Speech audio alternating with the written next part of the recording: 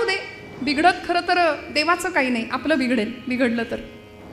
एक जण म्हणाले, ताई रोज उपासना करतो, रोज भगवान शिवशंभू महादेवांना बेलपत्र अर्पण करतो, रोज न चुकता 108 बिल्वपत्र अर्पण करतो, शंकर भगवान काही पावत नाहीत. म्हणाले, तुम्ही म्हणत असाल तर देव बदलून बघू का? उपासना ही देवाला बदलण्याकरता नाही हो, तुमच्या माझ्यात अंतर्बाह्य बदल व्हावा याकरता उपासना आहे. म्हणून समर्थ म्हणाले, साधकासी सूचना उपासना उपासना, साधकासी सूचना उपासना उपासना. ही उपासना सातत्याने घडावी, ही सेवा भगवंताची सातत्याने घडावी, ही संतांची तुमच्या माझ्याकडून असलेली अपेक्षा आहे. म्हणून शब्द वापरलाय, सेवा करीन मनोभावे. आपल्या आवडीचा विषय. कसा भाव पाहिजे, कशी सेवा पाहिजे? तुकोबराय सांगतात, तुका म्हणे नको वरपंग देवा, तुका म्हणे नको वरपंग देवा, तुका म्हणे नको वरपंग देवा.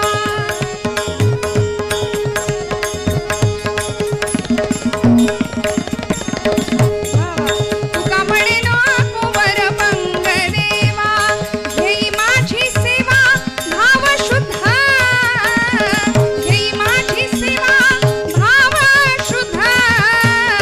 तुका म्हणे नको वरपंग देवा, तुका म्हणे नको वरपंग देवा, तुका म्हणे नको वरपंग, तुका म्हणे नको वरपंग देवा. वरवरची सेवा नको. त्या सेवेत काही कमी पडलं म्हणून त्यांनी कधीच तक्रार नाही केली. तक्रार तुम्ही आम्ही करतो, आमचा स्वभाव आहे तक्रारीचा. देव तक्रार कधी नाही करत. त्याला काय हवंय हो? पत्रम पुष्पम फलम तोयम यो मे भक्त्या प्रयच्छति तदहम भक्त्युपरुतम अश्नामी प्रयतात्मनः. काहीही द्या म्हणाले त्याला.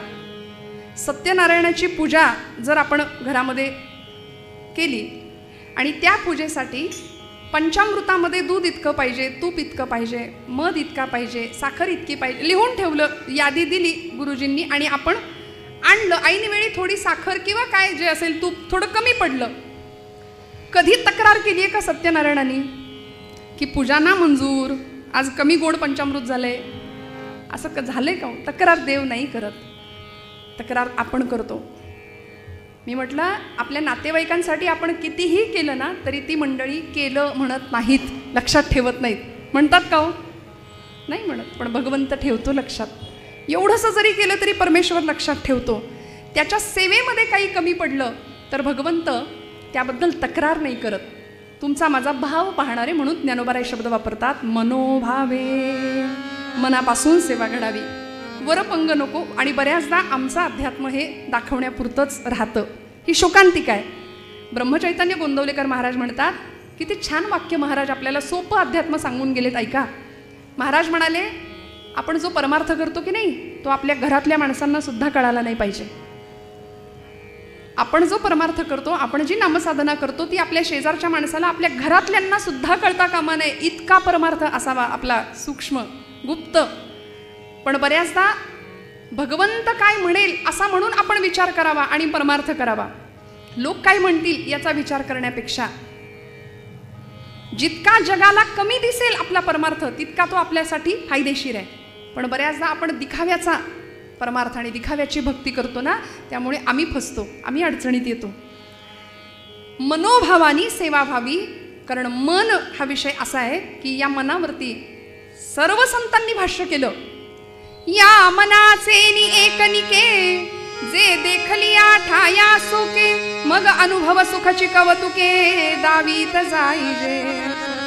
सगळ्या संतांनी मनावरती भाष्य केले. हे मन फार वाईट आहे ना, फार वाईट आहे.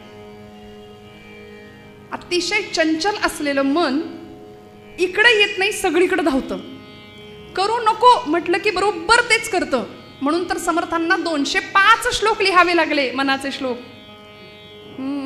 मना सज्जना भक्तिपंथेची जावे, तरी श्री हरी पाविजे तो स्वभावे. समर्थांनी मनाला सज्जन म्हटलं की नाही हो? सज्जन म्हटलं. काही जण यातनं असा अर्थ काढतात, आमचे गुरुजी सांगतात, मना सज्ज ना.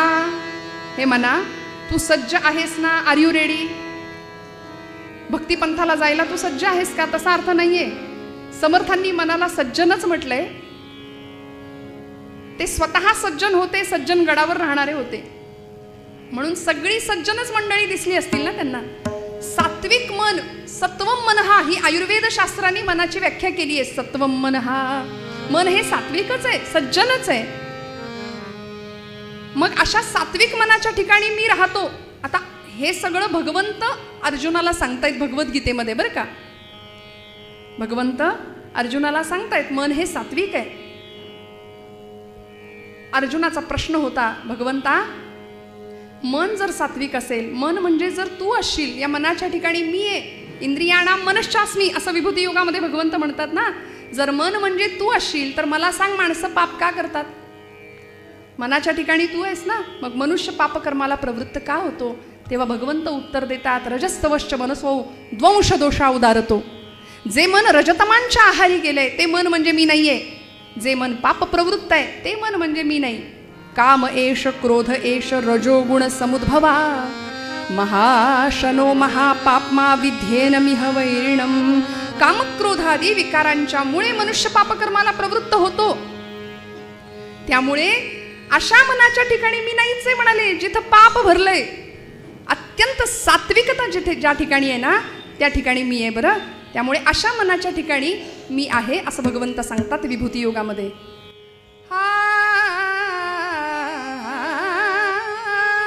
कृष्णा राम राम राम राम राघोबारे, कृष्णा राम राम राम राम राघोबारे, कृष्णा राम राम राम राम राघोबारे.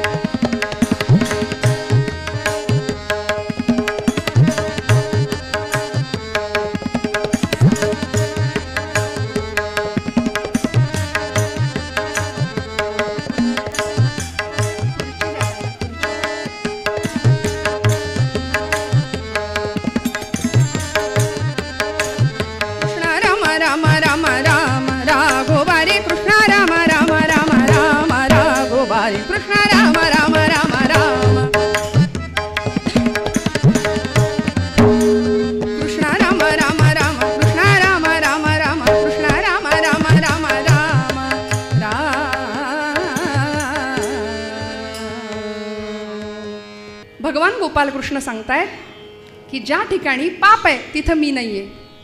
अत्यंत सात्विकता ज्या मनाच्या ठिकाणी आहे ना, तिथं मी आहे, तिथे मी आहे. सत्वम मनहा, मन हे सात्विक आहे.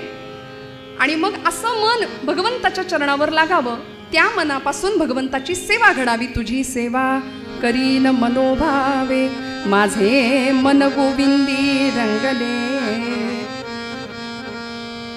पण असं आहे की या मनाची धाव इतकी मोठी आहे, सगळीकडे धावतं, इथं येत नाही. इतकं नष्ट भ्रष्ट आणि कुलिष्ट झालंय की बघा तुम्ही, ऐन तारुण्यामध्ये असं करीन तसं करीन, याव करीन त्याव करीन, मनोराज्य असतात की नाही आमची. बहिणा बहिणी त्याला उपमा दिली, मन वढाळ वढाळ उभ्या पिकातल ढोर, किती हाकल हाकल फिरी येतं पिकावर. आणि मग हीच व्यक्ती 60-70 ओलांडल्यानंतर त्यांना विचारावं, काय हो 25शीत कसे होता? ते उत्तर देतात, काय गेलं सगळं, आता काय देवाच्या इच्छेने सगळं चाललंय. मर्जी देवाची देवाची देवाची रे, मर्जी देवाची देवाची देवाची रे, मर्जी देवाची देवाची देवाची रे, मर्जी.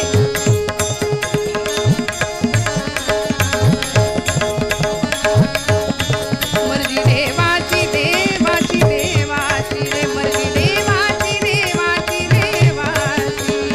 मिथ्या धाव मनाची, हो मिथ्या धाव मनाची.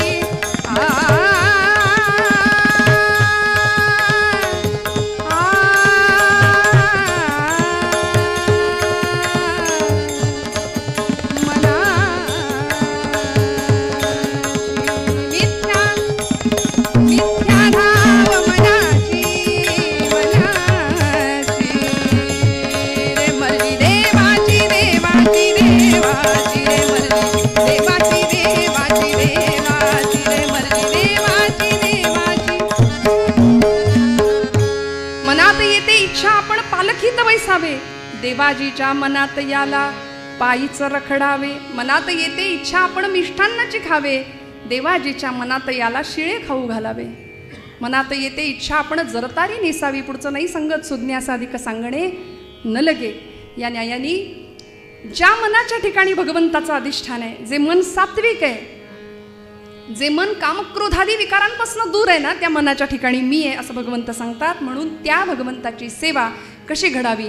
तुझी सेवा करीन मनोभावे वो, माझे मन गोविंदी रंगले वो. तुकोबरायांनी सुद्धा भगवंताचा छंद असा लागावा असं सांगितलं. गोविंद गोविंद मना लागली या छंद, परिणाम काय होतो? मग गोविंद ते काया भेदनुरे देवातया. भगवंत आणि आपण दोन राहत नाही, सायुज्य मुक्तीचा लाभ खऱ्या भक्ताला प्राप्त होतो. कुणी मागितली हो ही सेवा? सबंध राज्यपद प्राप्त होत होतं. जगामध्ये ज्या बंधू प्रेमाचा गौरव हजारो वर्षानंतर आजही केला जातो, असे आमचे भरत. रामांवर इतकं प्रेम, जगातल्या प्रत्येक भावंडांनी या भावंडांकडे बघावं, भांडण होणारच नाही हो. इतकं प्रेम करावं आपल्या मोठ्या बंधूंवरती. आणि एवढंच नाही, ज्यावेळी कळालं ना प्रभूंना वनवासाला जावं लागलंय, त्यावेळी भरत तिथे नव्हते. प्रभू वनवासाला निघून गेले आणि जिच्यामुळे माझ्या मोठ्या बंधूला जावं लागलं ती माझी आई जन्मदात्री. मी माझ्या पदरचं नाही सांगत, चरित्रात उल्लेख आहे.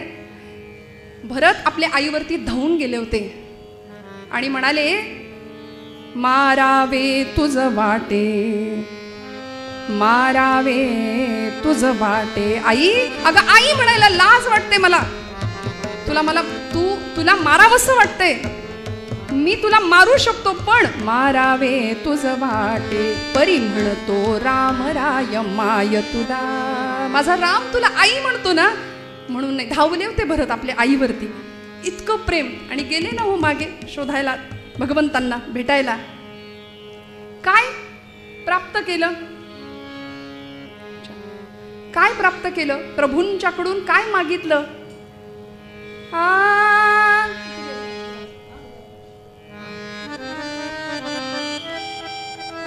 माय गेली तात गेले भरत आता पोरका. काय मागितलं? आई वडील निघून गेले, आता पोरका राहिलो ना. सेवा मागितली बरं का. मनात आलं असतं तर आत्ताचा भाऊ सम्राज्यावर सत्तेवर बसला असता. आत्ता सगळी स्पर्धा तीच आहे की नाही. सध्या सत्तेसाठीच सगळा संघर्ष आहे की नाही. बसला असता, पण नाही. दिमानचे शब्द आणि बाबूजींनी चढवलेला स्वरसाज आपण सगळे जाणता. साधते कागजाचा भार कोणी अश्वपृष्ठी वाहते.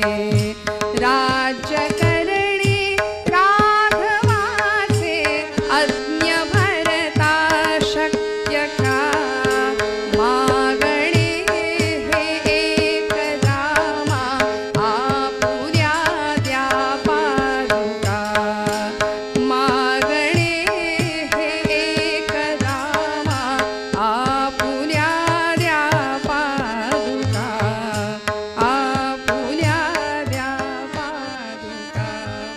भगवंतांच्या पादुका आणल्या, त्यांची प्रतिष्ठापना सिंहासनावर केली आणि सेवक म्हणून राहिले अयोध्येचे. सेवक म्हणून तुझी सेवा करीन मनोभावे, माझे मन गोविंदी रंगले. शास्त्रकारांनी भावाचे अनेक प्रकार सांगितलेत. शांत भाव आहे, सख्य भाव आहे, दास्य भाव आहे, वात्सल्य भाव आहे आणि माधुर्य भाव आहे. अनेक भावांनी भक्तांनी भगवंतांची उपासना केली. सख्य भावाचं सगळ्यात मोठं उदाहरण आपण सगळे जाणता. अर्जुनाने केलेली भक्ती भगवंतांची ही सख्य भावाची होती. दास्य भावाचं उदाहरण आजचा शनिवारचा दिवस आहे. मारुतीरायांनी अशी उपासना केली, अशी भक्ती केली की रामायणातनं मारुती हे नाव काढू शकतो का हो आपण? काढलं तर काय उरतं? ज्या मारुतीरायांना सीतामाईंनी राज्याभिषेकाच्या प्रसंगी प्रसाद दिला होता, प्रभू रामरायांच्या समोर असे उभे होते, यादीत नाव वाचलं जात नव्हतं मारुतीरायांचं म्हणून नाराज होते, खाली मान घालून उभे आहेत. लक्ष्मण महाराजांनी यादी वाचायला घ्यावी. स्वातंत्र्य चळवळीत नव्हते, त्यांचीही नावं पुकारली गेली. पण मारुतीरायांना प्रसाद नाही. सगळ्यांना खात्री होती मारुतीरायाला प्रसाद मिळाला पाहिजे. पण ज्यावेळी नाव नाही उच्चारल्याबरोबर मारुतीराय रामांकडे पाहतायत आणि किती बालसुलभ स्वभाव असावा, मी दिसलो पाहिजे प्रभूंना म्हणून असे समोर आले जरा. आणि मारुतीरायांना बघता क्षणी रामांनी मान खाली घातली हो प्रभूंनी. मारुतीराय म्हणाले, आता माझ्याकडे बघायचं पण नाही का?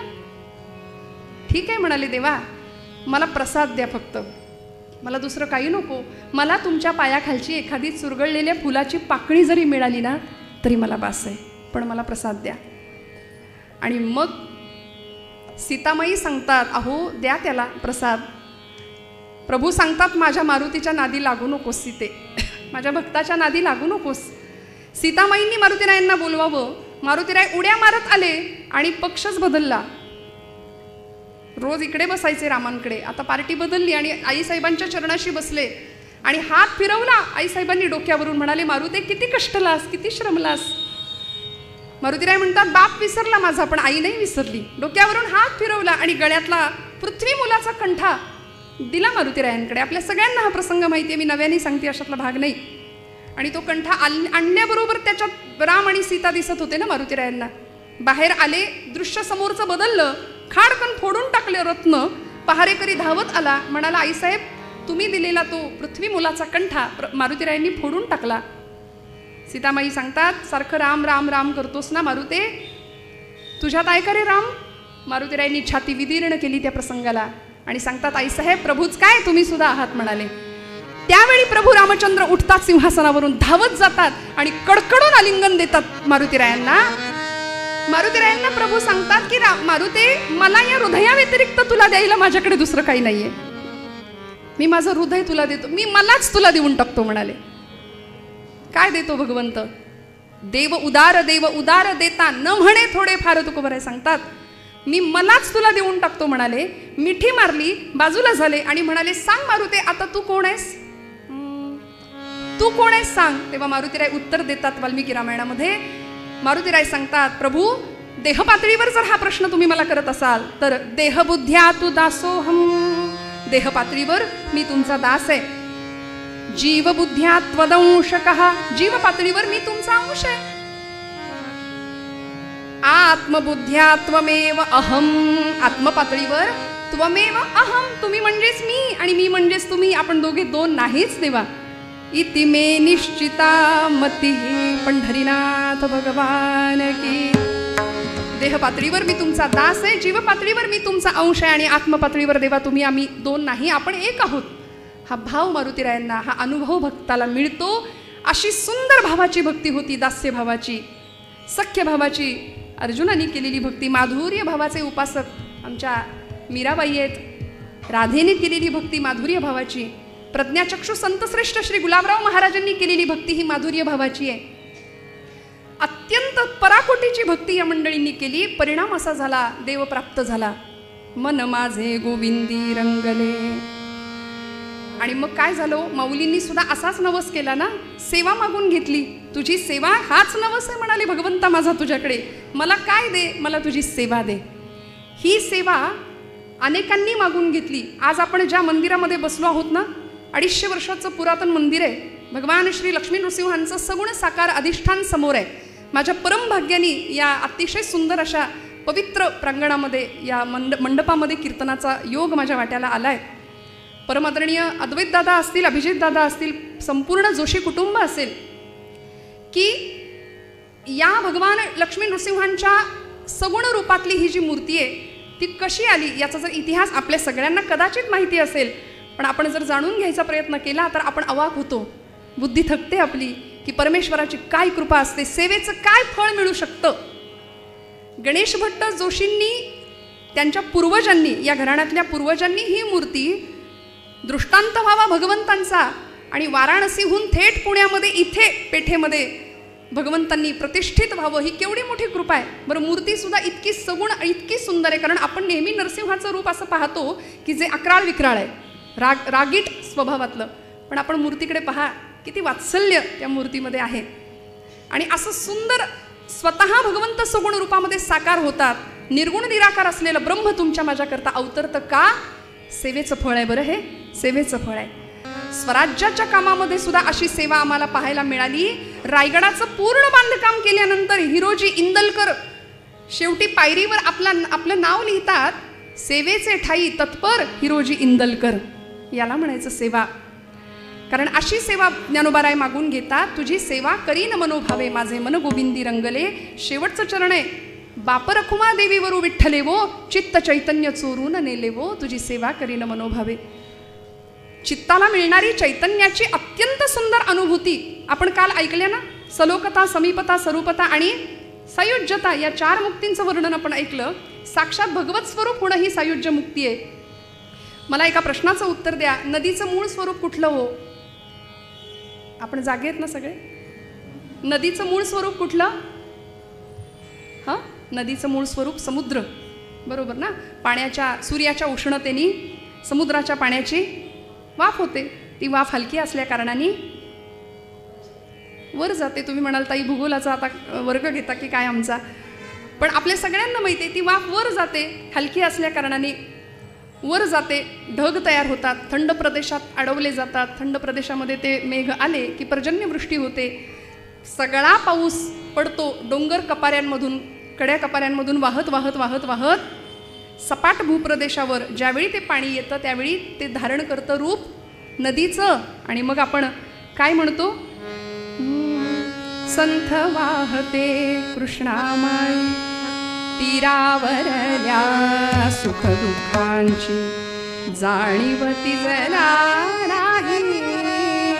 संथ वाहते कृष्णामाई, की ती नदीचं रूप धारण करते. आणि ती नदी वाहत वाहत वाहत जाऊन कुठे जाते? समुद्राला. मग नदीचं मूळ स्वरूप कुठलं? समुद्र.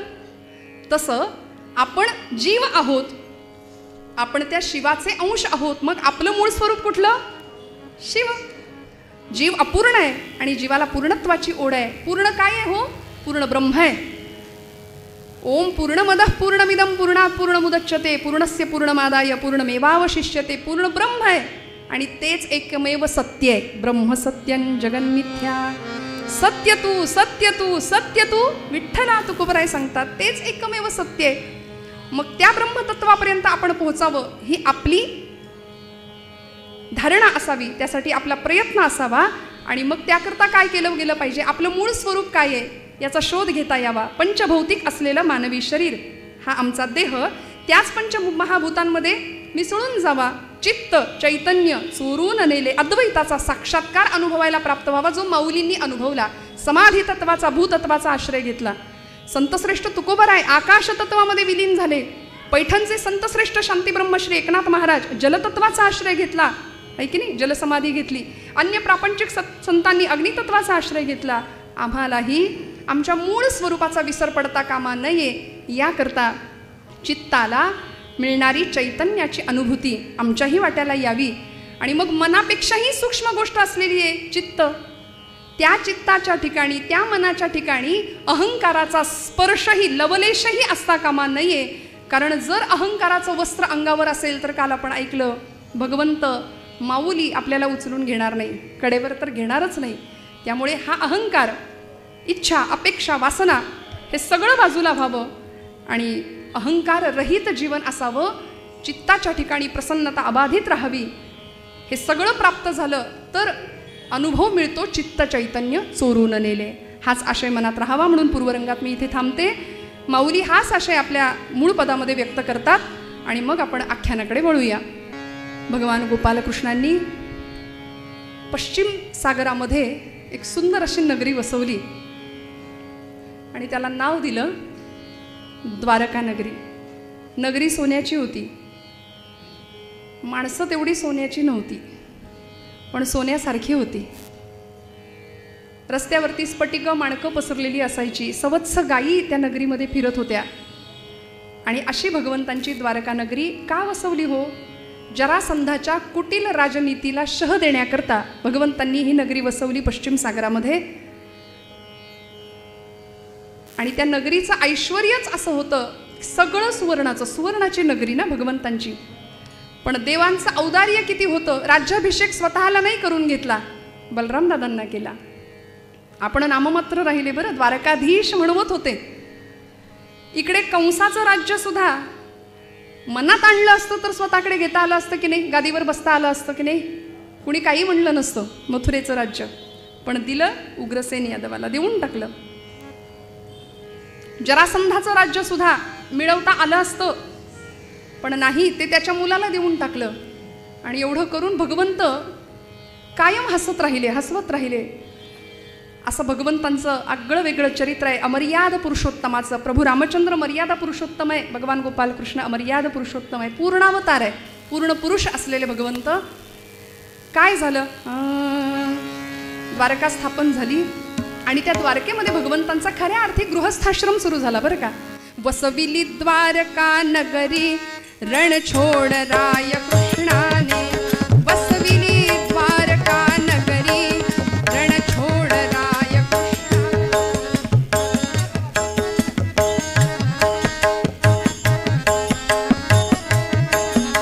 कृष्णाच्या दिव्य यशाने दश दिशा उजळुनी गेल्या. कृष्णाच्या दिव्य यशाने संसार वृक्ष फुलविला. रुक्मिणी सत्यभामेने इंद्राच्या मदतीसाठी धावला स्वये जगजेठी. भामेला धरुनी हाती नरकासुरवध हो झाला. प्राजक्त अंगणी फुलला नरकासुरवध हो झाला. प्राजक्त अंगणी फुलला. गोपालकृष्णांच्या पराक्रमाला दाही दिशांमध्ये या पराक्रमाची चर्चा व्हायला लागली.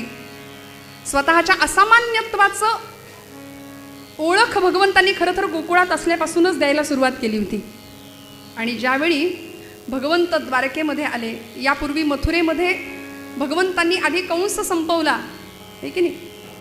लहानपणी शिक्षक शाळेमध्ये सांगायचे, गणित जर चांगलं सुटायचं असेल तर आधी कंस सोडवावा लागतो. आणि परमात्म्याने आधी कंसाला सोडवलं, पुढची गणितं आपोआप सुटली सगळी, हे की नाही. कृष्ण कंस वध झाला, भगवंत द्वारकेत आले. द्वारकेमध्ये आल्यानंतर प्रमुख अष्टनायिकांशी भगवंतांचे विवाह झाले, गृहस्थाश्रमाला सुरुवात झाली.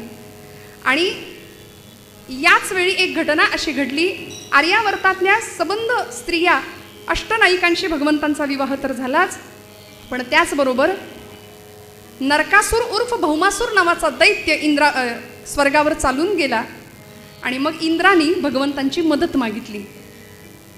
युद्ध शास्त्राच्या नियमानुसार भगवंतांनी इंद्राला मदत करायचं ठरवलं. जो आलाय त्याला मदत केली पाहिजे. आणि त्या मदतीसाठी भगवंत या युद्धावर गेले. रात्रीचा घनघोर युद्ध झालं, रात्रीच्या अंधकारामध्ये. आणि आपण सर्व जाणता नरकासुराशी भगवंतांचं झालेलं युद्ध हे मध्यरात्रीचंच झालंय. या युद्धामध्ये भगवंतांची एक राणी होती भगवंतांच्या सोबत. काय हो, कोण हो? सत्यभामा. सत्य, भा आणि मा. जिथं सत्य आहे तिथे विजय आहे, जिथे भा म्हणजे प्रतिभा आहे तिथे विजय आहे, आणि मा म्हणजे जिथे लक्ष्मी आहे तिथे विजय आहे. त्यांचा युद्धातला पायगुण अत्यंत चांगला होता, आपण ऐकलं. त्यामुळे सत्यभामा देवी म्हणायच्या, काय लुटूपुटूची लढाई खेळताय, असं युद्ध कौशल्य होतं. आणि त्या युद्धामध्ये त्यांनी दाखवलेला पराक्रम, भगवंतांचा विजय झाला. आणि त्या युद्धामध्ये इंद्रानी एक स्वर्गीय वृक्ष सत्यभामेला भगवंतांना देऊ केला भेट म्हणून, पारिजात, प्राजक्त. आणि तो वृक्ष घेऊन भगवंत आले आपल्या द्वारकेमध्ये. काय गंमत आहे बघा. आपण नरक चतुर्दशी साजरी करतो, दिवाळी. रात्रीचं घनघोर अंधारात झालेलं ते युद्ध, त्या युद्धामध्ये नरकासुराच्या तावडीतनं सोडवलेल्या 16,100 स्त्रिया बंदिवासातनं भगवंतांनी सोडवल्या. या स्त्रियांना स्वतःची माणसं सुद्धा स्वीकारेनात. व्यभिचारी नजरेने सगळा समाज पाहायला लागला. त्यावेळी या स्त्रिया भगवंतांच्या समोर आल्या. सत्यभामेला सांगतात, आम्हाला देवाला पाहायचंय. सत्यभामाबाई म्हणतात, आमच्या यांचा रंग इतका पक्का आहे की तो रात्रीच्या अंधकारात काही दिसणार नाही. मग काय करूया, आम्ही सोय करतो म्हणाले. म्हणून प्रत्येक स्त्रीनी प्रत्येक हातामध्ये दिवे घेतले, अशा ओळीने उभ्या राहिल्या. हातामध्ये दीप घेऊन, आवली म्हणजे ओळ, आणि ती दीपावली आपण जी साजरी करतो ते पराक्रमाचं दर्शन आहे.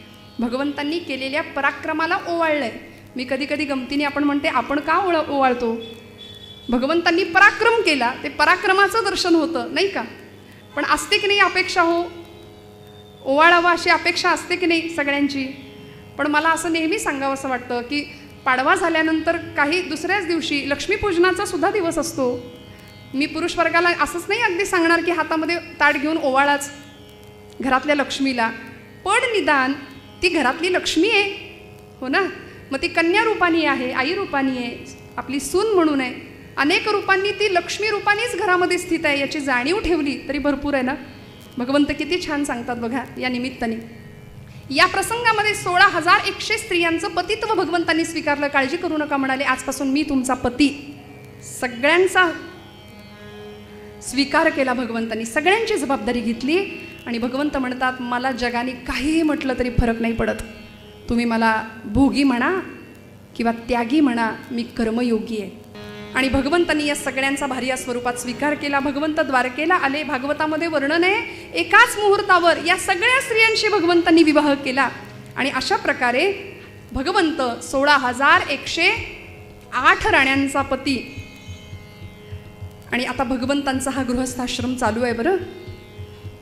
आणि एक दिवस असं झालं, द्वारकेचा दरबार संपला, सगळे यादववीर मंत्री निघून गेले आणि भगवंत एकटेच बसलेले आहेत अस्वस्थ बरं का. गृहस्थाश्रमाचं दुःख किंवा प्रपंचाचं दुःख भगवंताला सुद्धा चुकलेलं नाही, देवही सुटलेला नाही त्यातून. त्यामुळे अत्यंत व्यापलेल्या अवस्थेमध्ये, हताश झालेल्या अवस्थेमध्ये भगवंत त्या द्वारकेच्या सभागृहामध्ये दरबारामध्ये बसलेले आहेत सिंहासनावर विमानस्क अवस्थेमध्ये. कुणीतरी मला या कटकटीतनं सोडवलं पाहिजे म्हणाले.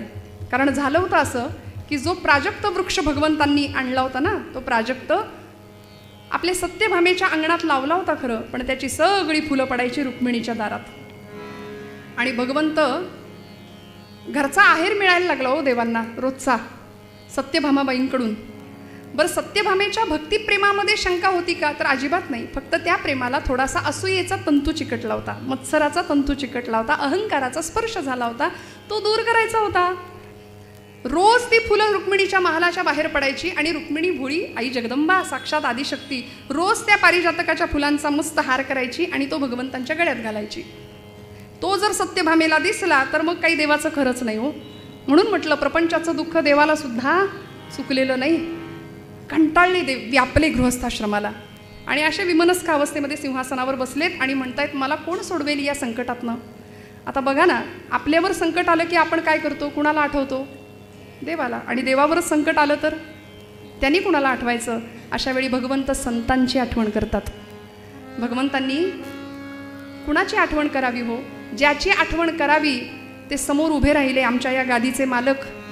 जुने कीर्तनकार म्हणायचे स्वर्गातनं स्वर्गात आले. नारायण नारायण नारायणा रमा रमणा, नारायणा रमा रमणा, नारायणा.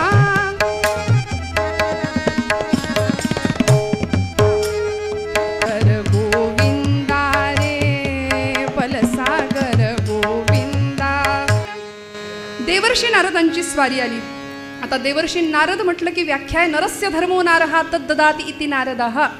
माणसाला त्याच्या धर्माची जाणीव करून देणारे ते देवर्षी आहेत. पण आपण दुर्दैवानी आमचे सगळे कीर्तनकार प्रवचनकार सांगतात नारदांनी काय केलं?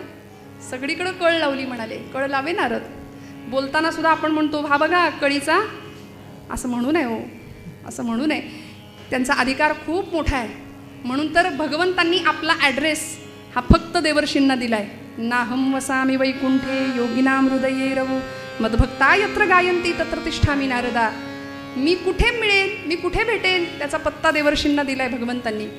आणि नारदांनी जिथे कळ लावली ना, जिथे काडी लावली आपण म्हणतो, त्या त्या परिस्थितीविषयी त्यांच्या मनात कळकळ होती म्हणून कळ लावली ना. त्यातून कल्याण झालं सगळ्यांचंच, देवांचंही आणि दैत्यांचं सुद्धा कल्याणच झालं. देवर्षी आले. भगवंतांनी नारदांना पाहिलं. नारायण नारायण ब्रह्मवीणेचा ठणक्कार केला. भगवंतांनी अगदी सिंहासनावरून उठून देवर्षींच्या खांद्यावर हात ठेवून त्यांना अगत्याने आणलं. देवर्षी विचार करतायत आज अतिरिक्त आदरातिथ्य का बरं? कारण ते साधं काम नव्हतं, पुराणातले गुगल होते ते. जातिवंत वकील आम्ही म्हणतो. कारण समोरच्याच्या चेहऱ्यावरची सुरकुती कारणासह टिपणारे देवर्षी होते. साधं काम नव्हतं ते. मनात विचार करतायत आज अतिरिक्त स्वागत का बरं चाललंय माझं देवा. आणि भगवंतांनी आखरीतच केलं. देवर्षींना आणलं, स्वतःच्या अर्ध्या आसनावर बसायला दिलं. देवर्षी आता मात्र म्हणाले देवा कमाल झाली, काय घडलंय सांगा.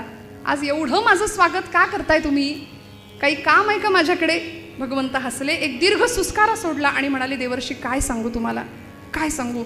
कधी कधी म्हणाले पराक्रम असा मुळावर येतो आणि मिळणाऱ्या भेटींमुळे संबंधात गाठी निर्माण होतात.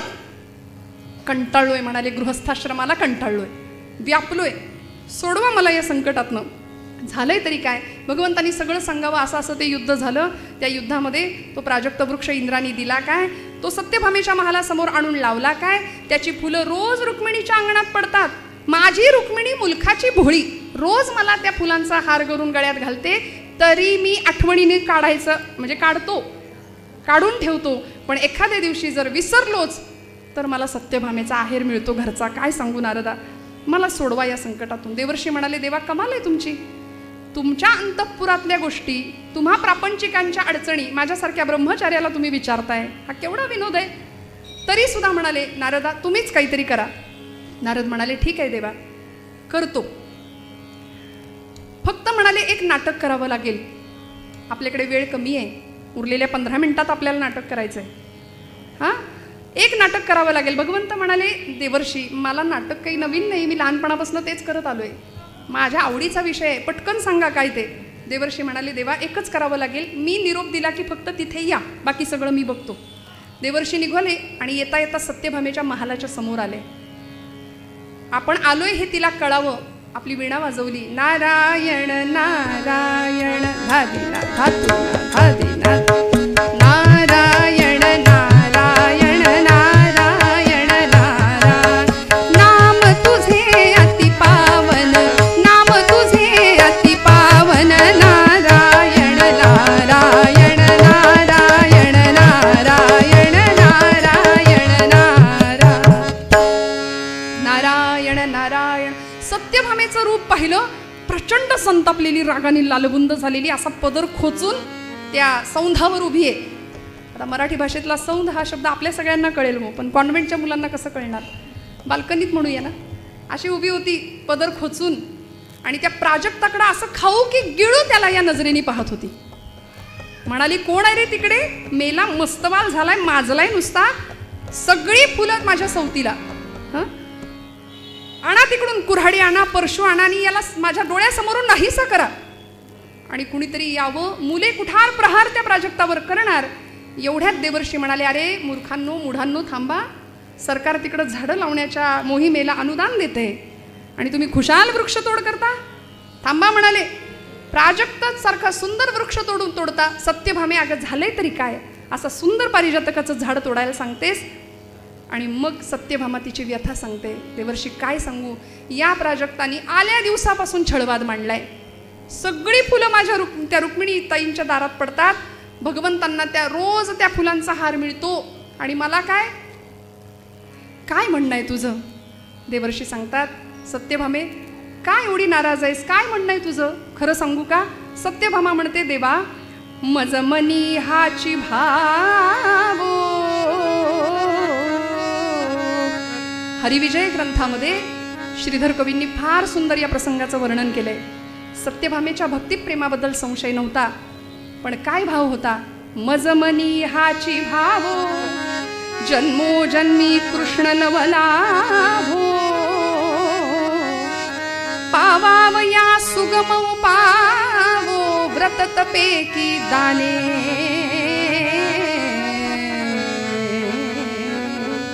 मला ना जन्मोजन्मी कृष्ण परमात्मा फक्त आणि फक्त माझेच झाले पाहिजेत असं मला वाटतं. देवर्षी म्हणाले, एवढंच ना.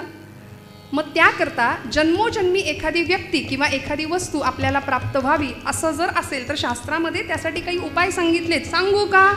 हो म्हणाली, कुठल्याही प्रकारचं कठीणातलं कठीण व्रत करायला मी सिद्ध आहे, मी तयार आहे.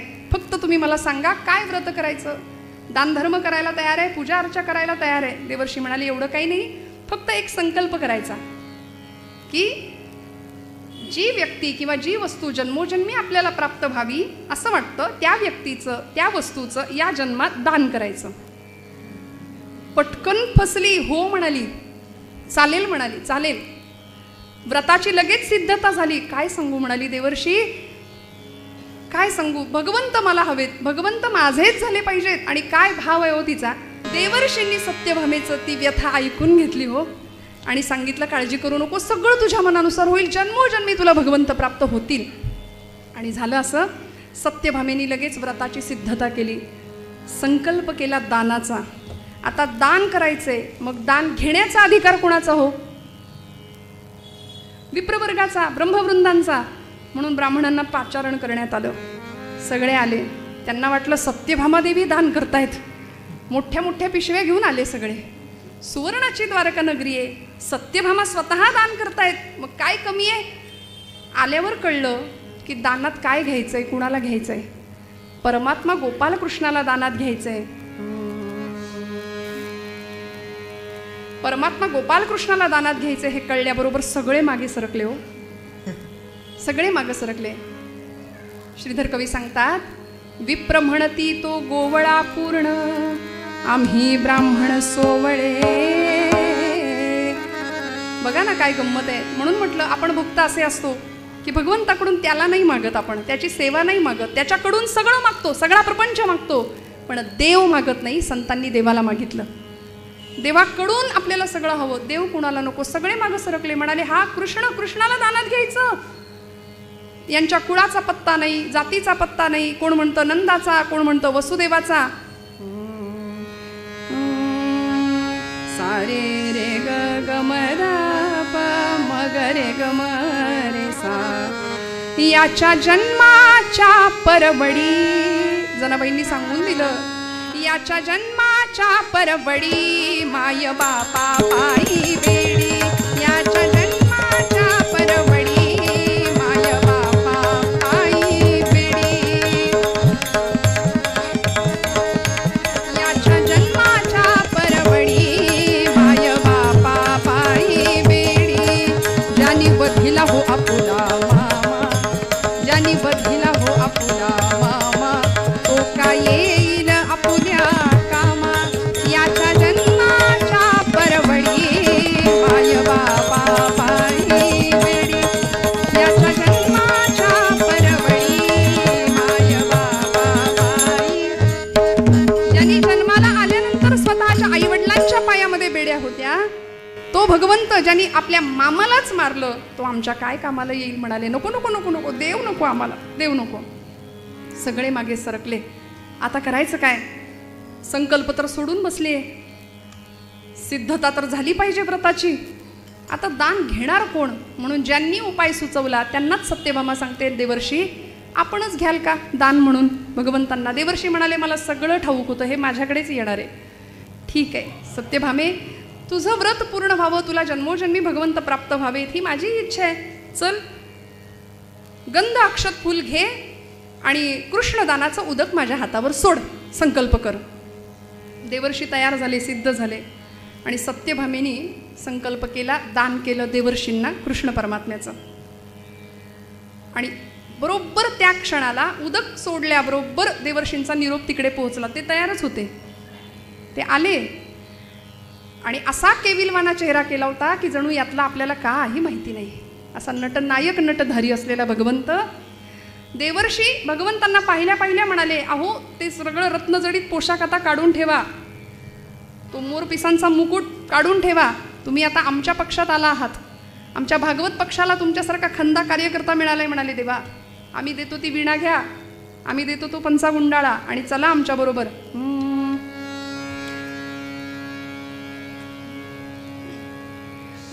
भगवंतांनी देवर्षींची हाक ऐकावी आणि अगदी केविलवानं तोंड करून नारदांच्या समोर जायला सुरुवात करावी. सत्यभामा खजील झाली बरं का.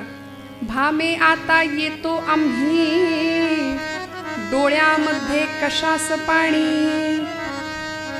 आता का ग रडतेस? देवर्षींचे पाय धरोनी कृष्णासाठी करी विनवणी. सांगा आता उपाय काही, कृष्णा वाचून जीवन नाही. दुसरा कुठलाही उपाय सांगा म्हणाले, पण भगवंताला घेऊन जाऊ नका, भगवंताला घेऊन जाऊ नका. खजील झाली, वाईट वाटलं, पश्चाताप व्हायला लागला. कुठून फसले, भुलले देवर्षींच्या शब्दाला. आणि देवर्षी म्हणाले, आता हे दिलेलं दान परत घेता येत नाही सत्यभामे. भगवंत आपले केविलवाना चेहरा करून देवर्षींच्या मागे मागे मागे चालतायत.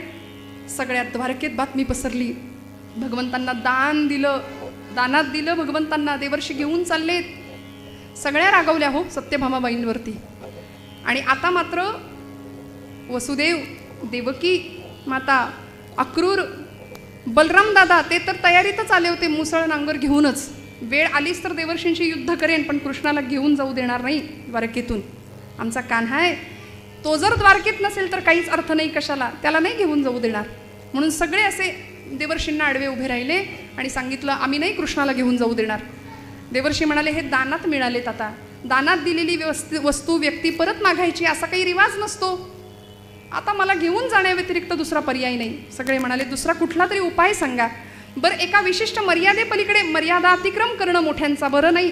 म्हणून देवर्षी म्हणाले ठीक आहे, यावर दुसरा एखादा उपाय आपण बघूया की भगवंत इथेच राहतील आणि सत्यभामेचा संकल्प सुद्धा पूर्ण होईल. काय करूया?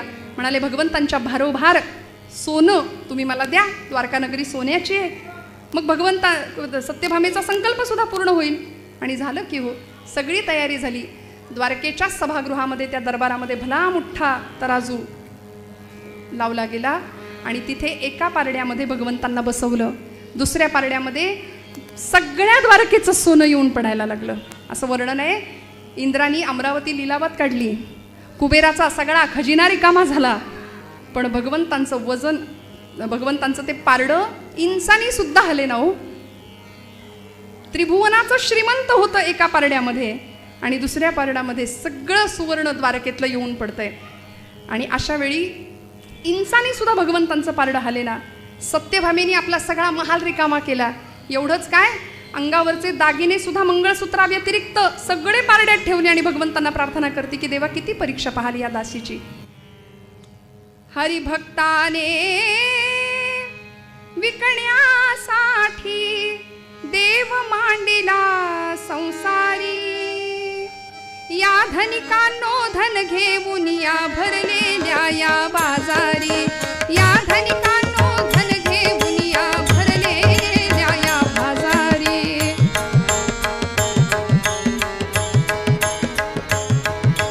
श्रद्धा वैभव निरर्थ झाले, तंत्रातून सामर्थ्य ही तुटले. श्रद्धा वैभव निरर्थ झाले, तंत्रातून सामर्थ्य. भाव भक्तीच्या कीर्तन रंगी हरिनाचत आला, बघा ही अगम्य प्रभू लीला. हरिभक्ताने विकण्यासाठी देव मांडिला संसारी, या धनिकांनो धन घेऊन या भरलेल्या या बाजारी, या धनिकांनो धन घेऊन या भरलेल्या या बाजारी. इंसानी सुद्धा भगवंतांचं पारडं हलायला तयार नाही. आता करायचं काय? सुवर्ण तुला तर झाली पाहिजे, 7 घड्याळात तर वाजलेले आहेत, आता ही तुला कशी होणार? आणि अशा वेळी सत्यभामा धावली. सगळ्यांना प्रश्न पडला होता आदिशक्ती जगदंबा आहे कुठे? रुक्मिणी आईसाहेबांची तिथे उपस्थिती नव्हती, कारण अनुष्ठान चालू होतं, मौन व्रत चालू होतं. 3 दिवस अनुष्ठान चालू आहे. आपल्या महालामध्ये आईसाहेब होत्या. सत्यभामा धावली तिकडे आणि अक्षरशः रुक्मिणी आईसाहेबांच्या गळ्यात पडली, ओ मिठी मारली आणि रडायला लागली.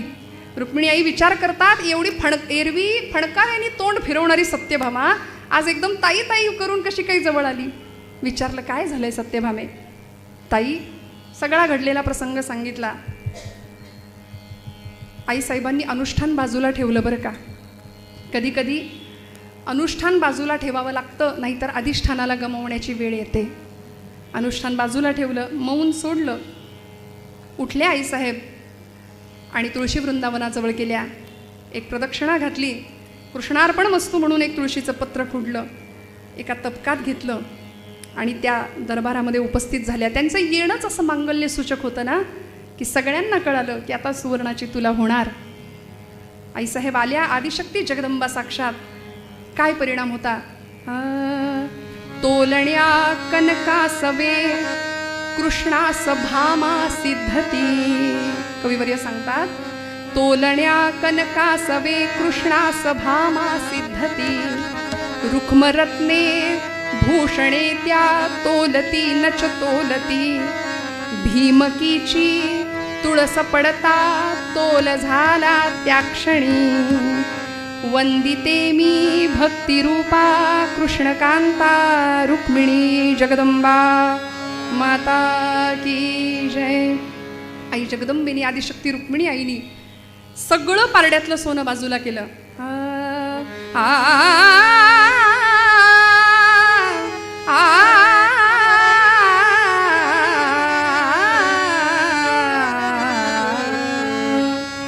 सगळं सोनं बाजूला केलं आणि महासती वृंदेच्या पातिव्रत्याचं अतुलनीय वजन ज्याच्यामध्ये सामावलेलं होतं असं एक तुळशीचं पत्र एका पारड्यामध्ये ठेवलं की परिणाम असा झाला, आदिशक्तीने भक्ती तत्वते,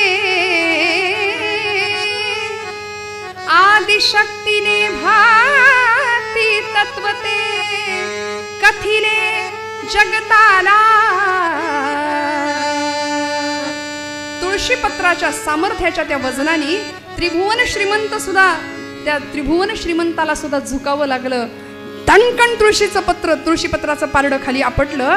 परिणाम हरिहलका झाला बघा हो, हरिहलका झाला बघा हो, हरिहलका झाला.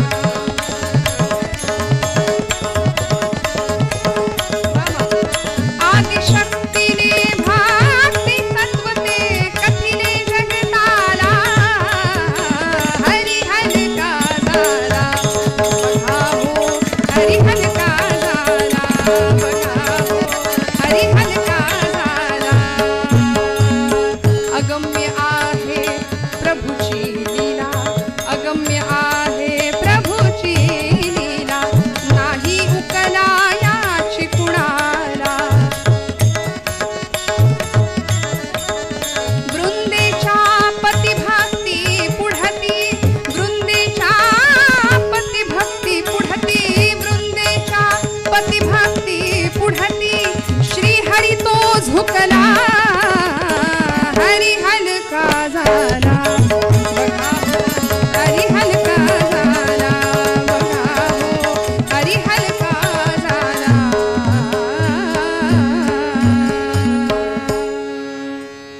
महासती वृंदेचं पावित्र्य पातिव्रत्य त्यामध्ये सामावलेलं होतं. त्रिभुवनाचं श्रीमंत असलेलं वैभव सुद्धा त्यासमोर झुकलं आणि परिणाम सत्यभामेला खऱ्या अर्थी उपरती झाली की भगवंताला मागायचं असेल तर त्याची सेवा होणं महत्त्वाचं आहे. अंतःकरणामध्ये अहंकाराचा स्पर्श नको, असूया नको, मत्सर नको. ही सगळी पटं जेव्हा बाजूला होतील ना तेव्हा भगवंत आपल्याला जवळ करेल.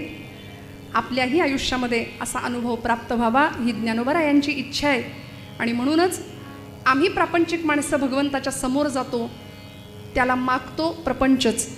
या पलीकडे जाऊन लौकिकातलं न मागता अलौकिक आणि परमार्थाचं पारलौकिक महाधन आपल्यालाही प्राप्त व्हावं याकरता ज्ञानोबराय आपल्यासमोर आदर्श घालतात की देवाकडे काय मागावं. आज 6 दिवसांच्या या कीर्तन मालिकेमध्ये आजची समारोपाची कीर्तन सेवा आपल्या सगळ्यांच्या आशीर्वादाने भगवान श्री लक्ष्मी नृसिंह महाराजांच्या चरणी समर्पित करते. सगळ्यांच्या चरणी कृतज्ञताभाव व्यक्त करते आणि झालेली सेवा भगवंताच्या चरणी समर्पित करते.